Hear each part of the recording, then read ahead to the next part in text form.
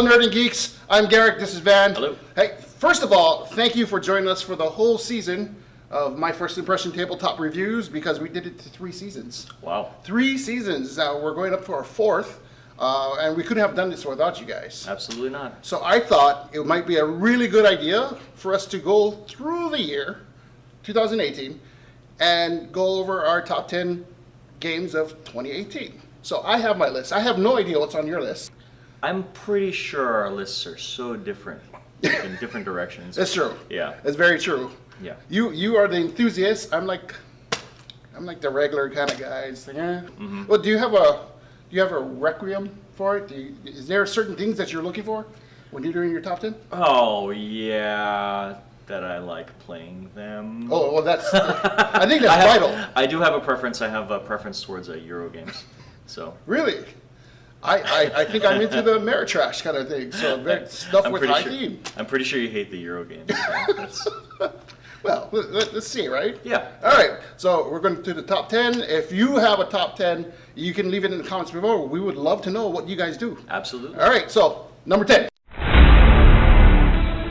My number 10 is a game that has little miniatures. Mm-hmm. It is, I want to say, sort of worker placement. Sort of. Okay. But it's war established in Neo-Future Edo. What game is? Starship Samurai. I've never played that game. We've never played that game. No. Starship Samurai. You guys have little miniatures, and they are mechs. Mm-hmm. It's spread out into different planets. So they all have starfighter ships. They are trying to go after each other. They're trying to conquer a planet. They're also trying to have alliances with each other. Mm-hmm. It's really kind of cool. So I was skeptical at first, but I got into it. You just played this, or you have it? I do have it. Oh, we have to play it. I did a fast forward board game setup too. Oh, that's right. What's your number 10? Awesome. My number 10 is a Kickstarter game where you're stranded on a desert island because your plane crashed. And I didn't think I'd like it as much as I do. Yeah. Because it's a party game. Right. It's the only party game on my list. Ravine. Ravine. Yeah. I did play that with you. You did. It's by the same guys who made Space Team, which is an app game, and it's another frantic type of party game. But it's just really, really fun. I've played it 17 times this year, which is a lot because I play games once. But it's really short, right? Yeah. It's a really short game, party game, 20 minutes, maybe 20 minutes tops. Yeah, I think I would rank that in my top 20. Okay. Because I did play it with you, and it was really fun. Again, I think it's who you play with. That's Absolutely. the key. Yeah, totally. Absolutely. Cool. All right. Number 9. My number 9 game is a pretty complex game that was highly rated at the beginning of the year for a lot of people, about a city in Portugal that I'd never heard of before called Coimbra. It's a worker placement style game with cards and a board and traveling along the board in order to... You're bored already. No. I'm trying to connect. It's like, which one is he talking about? It would be pretty boring to you, I think. It's pretty themeless. It's a pretty themeless Euro where you select a bunch of cards. You roll some dice. Right. It's a dice placement game where you select different actions and you take cards and you move along a track and do different things in order to get victory points at the end of the game. Okay, cool. My number 9 is another miniature game that's kind of worker placement, but it's not Edo, Japan. It's ancient Greece in the future. Lords of Hela, which is a Kickstarter. Yes. Yeah, yeah. That one is also like the same theme. You have soldiers trying to take over certain territories. You have heroes trying to go on quests and get heroic points. It fits. The 2 themes fit. Isn't that the one with the miniatures like this big? Yes, the statues. Yeah. It's really cool. Plus, if you did go through Kickstarter, you got all the bonus stuff. This is interesting because on my list, I have about 7 Kickstarters.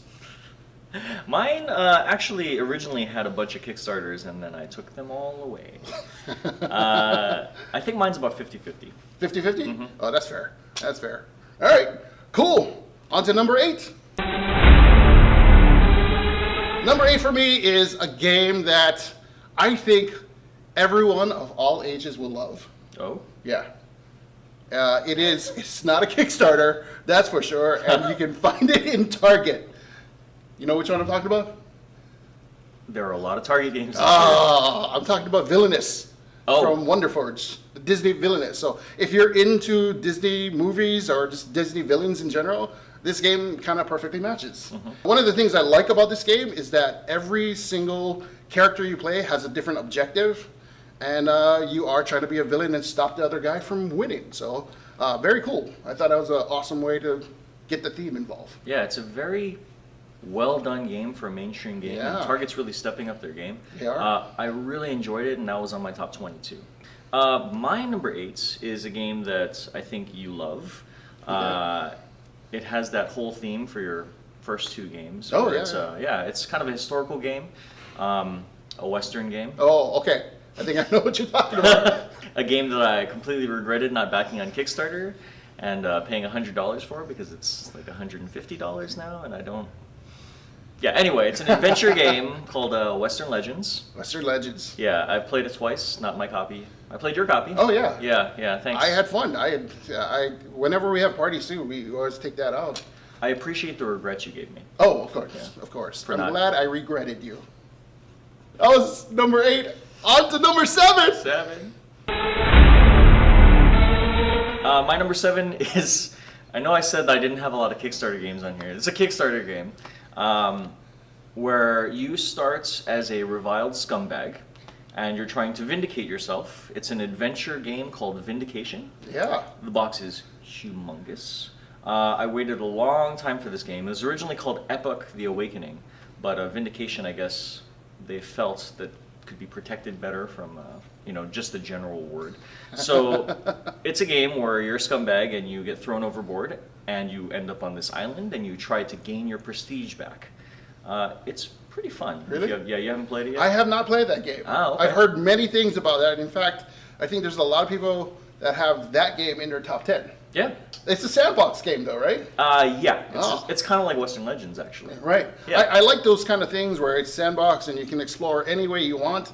There's no definitive way that you have to play the game, so that's kind of cool. Number 7 is a game that's like it's like the traditional games that your parents used to play.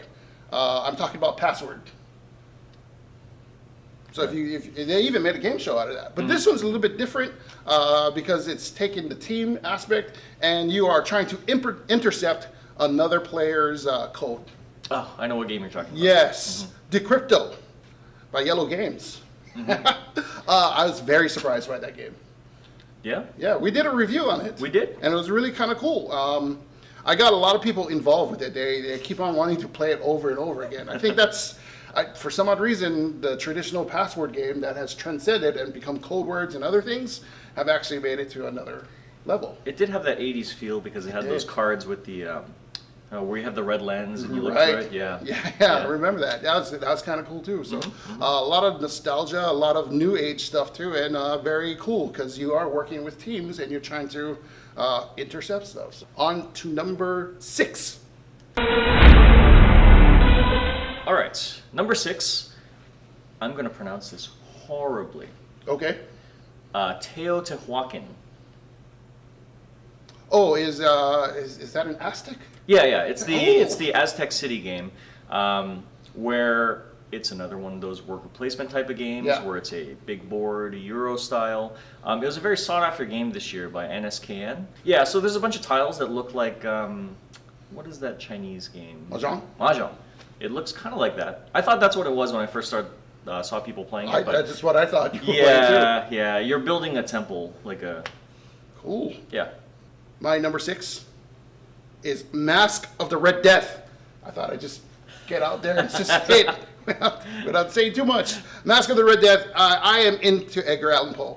I really love his works, his poetry, and it's really, when I first read it as a kid, I didn't know what to make of it. And the first story I ever read was Mask of the Red Death. And it was epic. So I'm reading it, and all I could read is all these characters that were into the party, but they kept on having rumors about something monstrous that was going to happen. And that's what happens in the game. So you play as aristocrats, and you're running around trying to do the aristocratic thing and talk dirty about one person to get more prestige. But at the end of the game, you are trying to run for your life against the Red Death, and you have no idea where he's going to pop up unless you sacrifice a little bit of your socializing time to really investigate to see where he might be. I've lost every single game. That's how you know it's a good game, if you keep losing and want to play some more, right? To me, that's the most fun part, is like, will I survive? And whenever he catches me, I laugh. It's great. Thematically, the game is amazing. You introduced me to that game. Oh, yeah. That one has miniatures as well. Yes. I wouldn't say it's sort of worker placement, but it does have you kind of figuring out what you want to do, how you want to succeed and whatnot. So that's very cool. That was 10 to 6. We're going to take a break. You can see our next video. If you have any comments, leave it in the comments section. Other than that, I'm Garrick. This is Dan. Stay tuned for 5 to number 1 on our next video.